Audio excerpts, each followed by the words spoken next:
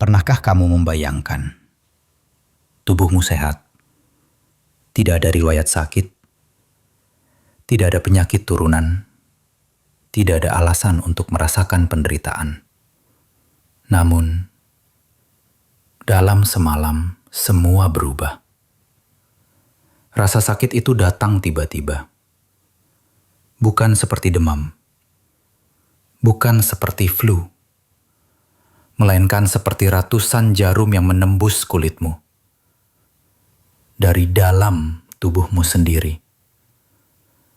Kamu berobat ke dokter, hasilnya nihil. Kamu mencari bantuan medis, semua normal. Tapi yang kamu rasakan semakin parah. Orang-orang di sekitarmu hanya berbisik. Ada yang bilang, ini bukan sakit biasa. Ini adalah santet. Ilmu hitam yang dipercaya masih hidup di banyak daerah di Indonesia.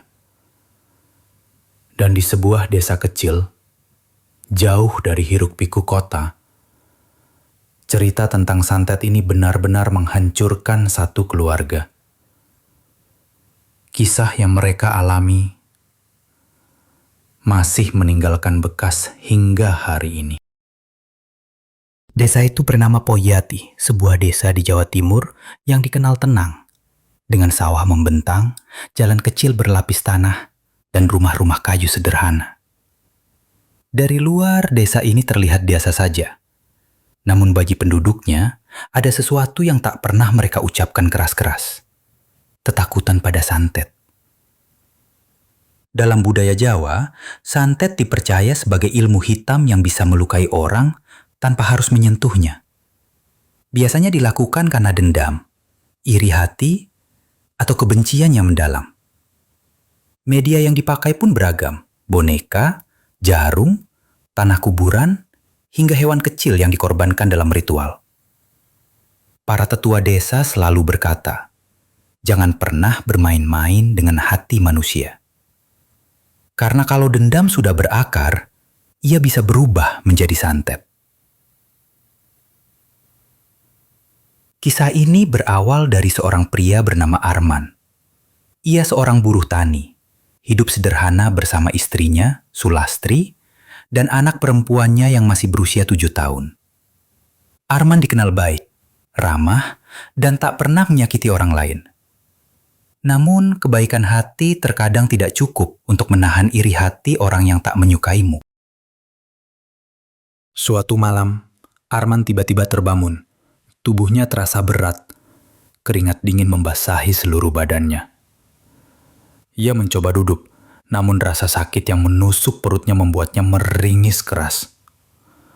"Las, tolong aku," gumamnya lirih kepada istrinya. Sulastri panik. Ia mencoba menenangkan suaminya, memberinya air, bahkan memanggil tetangga untuk membawa ke puskesmas terdekat. Namun yang membuat semua orang bingung adalah hasil pemeriksaan dokter. Tidak ada yang salah. Tekanan darah normal, jantung normal, paru-paru normal. Arman dinyatakan sehat. Tapi di malam berikutnya, rasa sakit itu kembali, bahkan lebih parah. Arman merasa ada sesuatu yang bergerak di perutnya.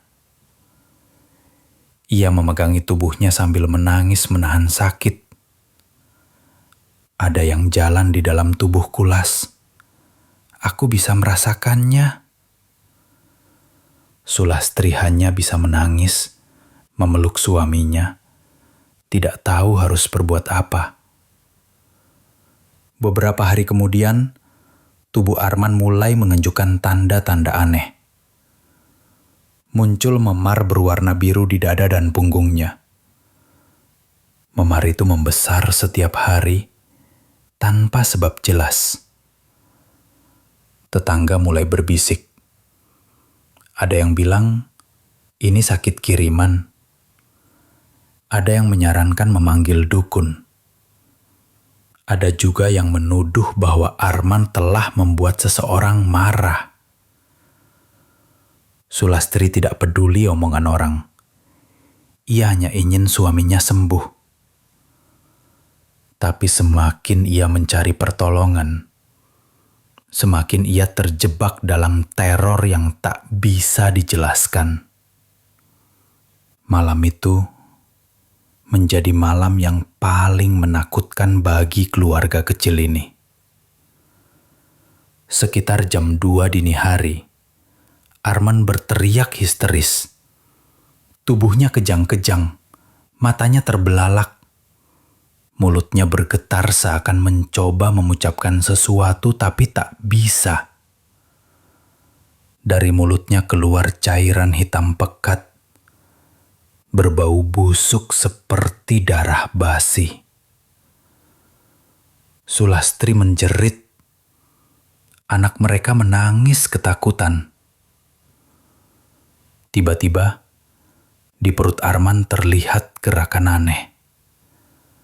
Seperti ada sesuatu yang hidup di dalam sana.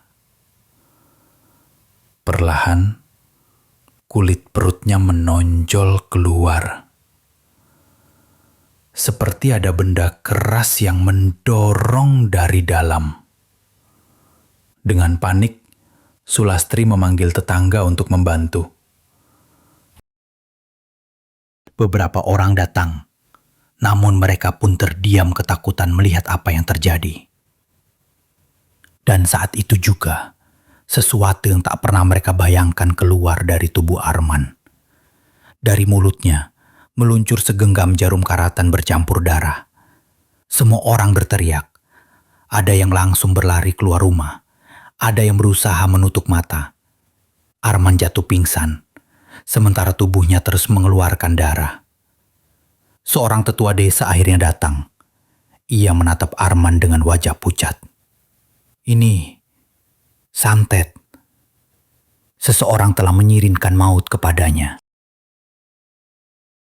Sejak malam itu, hidup keluarga Arman tidak pernah sama lagi.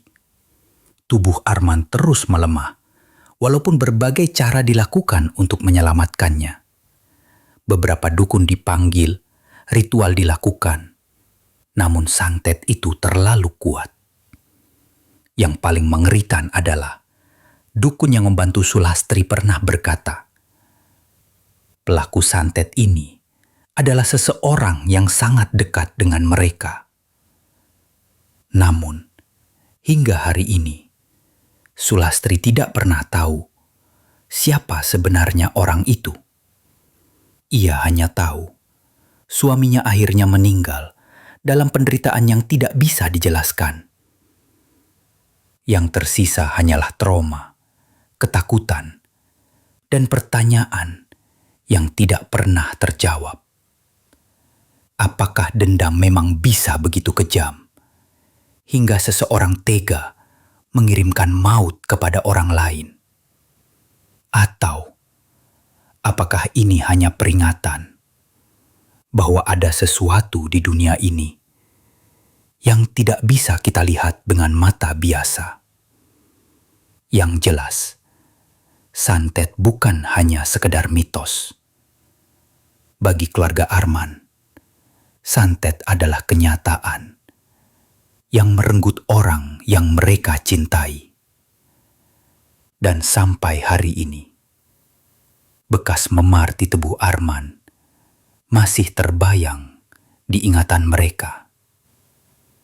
Pertanyaannya, jika dendam bisa berubah menjadi senjata mematikan, siapa yang akan menjadi korban berikutnya? Cerita tentang santet ini hanyalah satu dari sekian banyak kisah kelam yang tersembunyi di sekitar kita. Dan siapa tahu, mungkin tanpa sadar, ada yang sedang memperhatikanmu sekarang. Kalau kamu ingin tahu kisah menyeramkan lainnya, pastikan kamu tetap di sini. Dan jangan lupa subscribe agar tidak ketinggalan cerita horor berikutnya.